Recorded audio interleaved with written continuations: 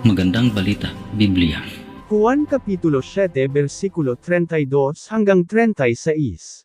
Nagutos ang mga Pareseyo na dakpin si Jesus. 32. Nakarating sa mga Pareseyo ang usap-usapan ng mga tao tungkol kay Jesus, kaya't inutusan nila at ng mga punong pari ang ilang bantay sa templo na dakpin si Jesus. 33. Sinabi ni Jesus, "Makakasama pa ninyo ako ng kaunting panahon at babalik na ako sa nagsugo sa akin." 34. Hahanapin ninyo ako ngunit hindi ninyo ako makikita sapagkat hindi kayo makakapunta sa pupuntahan ko. 35. Nag-usap-usap ang mga Hudyo, saan kaya pupunta ang taong ito at hindi na raw natin siya makikita? Pupunta kaya siya sa ating mga kababayang napadpad sa lupain ng mga Griego upang magturo sa kanila?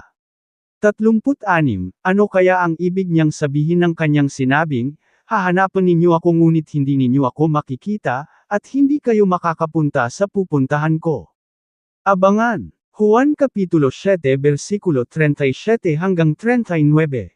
Daloy ng tubig na nagbibigay buhay.